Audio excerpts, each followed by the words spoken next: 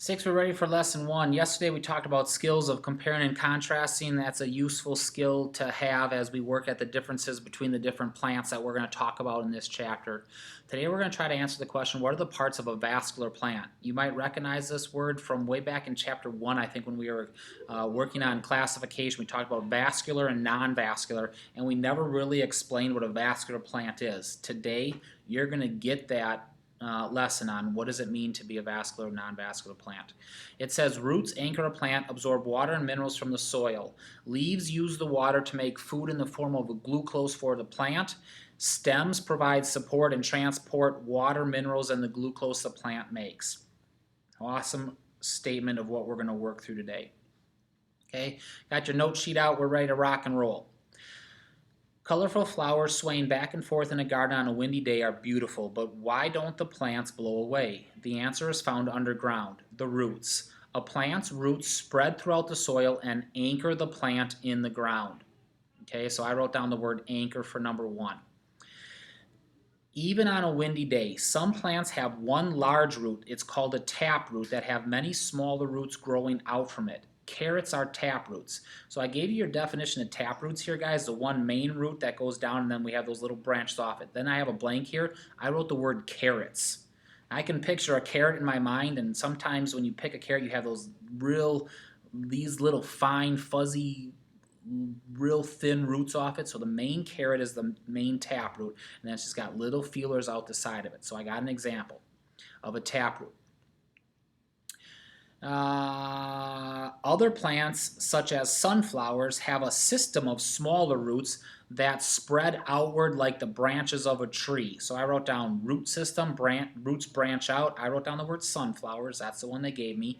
Guys, most trees have this type of root system where the trees branch out from it. Pine trees have that, if that helps with that. They spread out outward.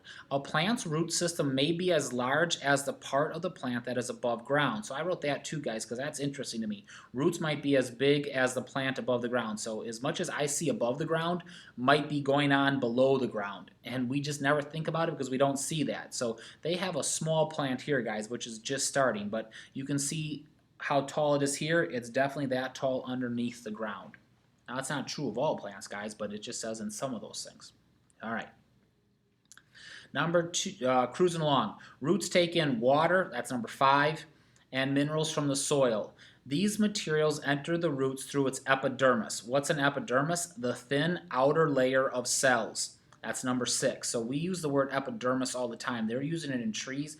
We have the outer layer of your skin is called the epidermis, guys, where these things take things in. Okay, the numbers in parentheses, guys, are in my mind are jobs that roots do. So I might say, hey, what are the 3 things roots do? You could go number 1, anchor. What did I write down for number 2? Take in water and minerals. And then we're going to get to number 3 here, guys. So that's what these numbers mean. Your review here gave us a great one of 1, 2, 3. Now for stems, I only wrote down 1. They gave you 2. They transport things up and down the plant. I didn't put that one down because I didn't use that for a fill in the blank, guys, but it definitely is a job of them. All right, continuing on. The many tiny root hairs on the epidermis make it possible for the roots to take in more water from the soil than if the roots were smooth. From the epidermis, water and minerals move through a layer of cells to the xylem. Xylem moves water and mineral from the roots to other parts of the plant. Okay, so you got number 7 filled in. It is part of the vascular system in all plants. So, guys, vascular plants have these tubes, these vascular tissues. It's either xylem or phloem. So I like to just go, xylem takes water and minerals in and moves them up the plants. Phloem is going to use sugar and take it down the plant, but up and down is not always accurate, guys, because this leaf can send material this way, so it's not like it's just up and down. It can go side to side, but phloem is minerals up and in. Xylem is water and mineral up and in, and then phloem is the sugar to the rest of the things, going opposite direction. Another type of vascular tissue is phloem. Phloem contains the sugars that's made in the leaves, and it moves them and carries them throughout the plant. Roots store some of these materials, usually in the form of a starch. Carrots and sweet potatoes are roots that store food. So as I fill in the blanks, guys, I had xylem, other parts of plants. I had phloem, carries sugar made in the leaves throughout the plant, and I had root store some of these materials. So we're going to make these sugars, and then they need to be stored because plants do not use them all up, so we're going to store them for different days. I eat that plant, guys. That's the energy I get. I get the energy that is stored. Now, it might be stored in the roots, but it also might be stored in the leaves, and it might be stored in the stem as well, depending on what it is that we're eating. Okay, part number 1. What are the parts of a plant? 1, roots. 2, let's see if I can move my thing over. That's not working. Why not? Well, that's going to be really difficult for us to read. Why won't it let me drag that?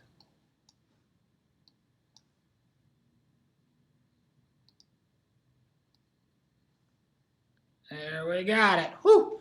Okay, that's the good news. The good news is I got it so we can read stems. The bad news is this. There we go. We're back in business, guys. Sorry about that. Not very good with the tech. Let's read about plant part number 2, stems. Stems can be straight or curved, short or tall, smooth or rough, but no matter what they look like, all stems help give the plant support.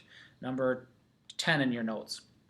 Like roots, stems have xylem and phloem, which move water, minerals, and glucose between the roots and the leaves of the plant. So that would have been job number 2, guys, if I had to put that as one of your fill in the blank for the notes. Plants with stems that are green and easy to bend are called herbaceous. So herbaceous are green and easy to bend.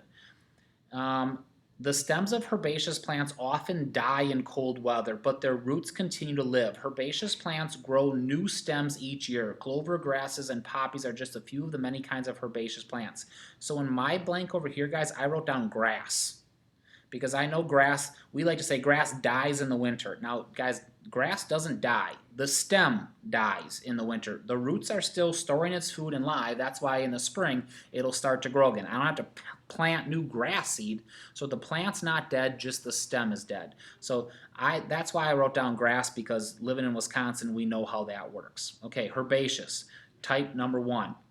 Type number 2, some stems, such as tree trunks, are rigid and strong. Plants with this kind of stem are called woody plants. Woody plants often grow tall and may last many years. Trees, shrubs, and most vines are woody plants. I just wrote down trees, guys. So when I think of a woody stem, boom, tree pops into my mind.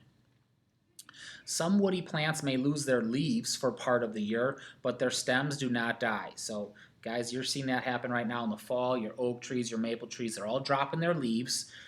They're doing that to survive. Leaves are wasting energy right now, and a tree says, I do not have enough energy to give you. We kill off all the leaves that are using the energy, and we just live off the stored energy in the roots and the stem. Type number 3, some stems are actually underground. A white potato is an underground stem called a tuber. Food stored in tubers help the plants survive times that are cold or have little rain, times when plants cannot make the sugar they need. So you got type number 3 are underground stems. They're called tubers, and I wrote down the example they gave here, a white potato. Okay? So we just listed a lot of examples to help us keep these things in mind. So maybe on your test I'll say, hey, what are the 3 types of stems? Boom, boom, boom. I might ask you on your test, what are the 3 jobs of roots? Okay, so make sure you're learning these things and keeping those things straight. And last, and now we have a new challenge I got to try to get so you can see the word leaves. That'll be fun. All right, now it wasn't as bad. Here we go with leaves. When you look at a plant, what is the first thing you notice? Often it's the leaves, especially now when they're beautiful. Most leaves vary in shape and size, but all have one function in common: to make food in the form of glucose for a plant. During this process, water and gases pass in and out of the plant through small holes in the epidermis of the leaf. Each small hole is called a stoma. Or plural is not stomas, plural is stomata. So if you see that, guys, you just know it's the plural of that. Surrounding each stoma is a pair of guard cells. The 2 guard cells work together to open and close the leaf stoma. So if I'm over here, my job is to make food in the form of glucose. Stoma is holes that allow water and gases to pass in and out of the leaf. And guard cells are two cells that work together to open and close the leaf stoma. So they have a picture of it here, guys. This is the stoma, the opening, and this is guard cell 1 and guard cell 2. Let's see how the guard cells work. Sunlight, number 17, can cause guard cells to take in water. The increased amount of water puts more pressure on the walls of the guard cells. This pressure then forces the guard cells into a curved shape. When this happens, the stomata open.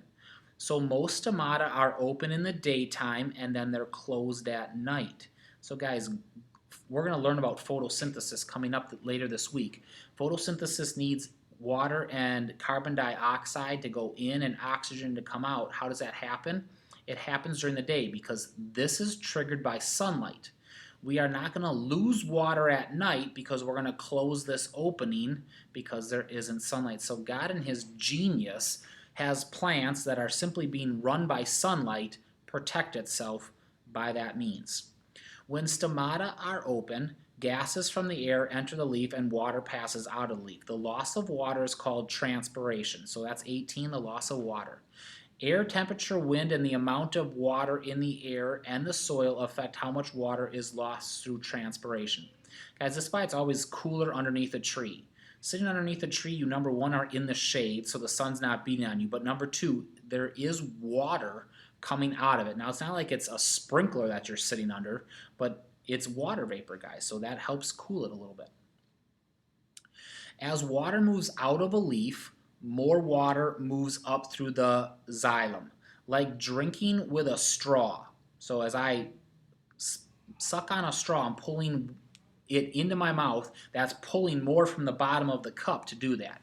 Transpiration pulls more water up through the xylem. Plants need most of the water their roots take in to replace the water lost during transpiration. When more water is being lost to transpiration than is being taken in by a plant's roots, the plant will wilt. Now guys, what's the first thing to wilt on a plant? It's the leaves. Where am I losing water? I'm losing water in a leaf. So what a plant does is a plant saying, uh-oh, I'm dying here. We're losing more water than we're taking in. Leaf, I'm going to drop you off. Leaf, I'm going to drop you off. Leaf, I'm going to drop you off. Why? That's going to keep my stem and my roots alive longer because I won't lose water. Then when I water the plant and there's enough water again, guys, leaves will grow back. And so it's literally leaves being smart enough to say, I need to survive. That's the wilting. Okay. They talk about the Venus flytrap here, guys, and you're saying, does a Venus flytrap consider an animal because it eats things? No, it does not. Number one, these things do not eat. That's just horror movies that make plants look like they can eat. Two, what happens is they have a sticky substance here, guys, where a fly will land on that. These will slowly close, not like your mouth that can go fast. It'll take time because it'll react to the chemicals, and then it'll dissolve it to give its nutrients, okay? It's not literally eating those things like you and I do. It's more of a chemical breakdown. Okay. We got the three parts of the vascular system: roots, stems, and leaves. And we'll talk more about them in the next lessons and what they do. Blessings on your assignment.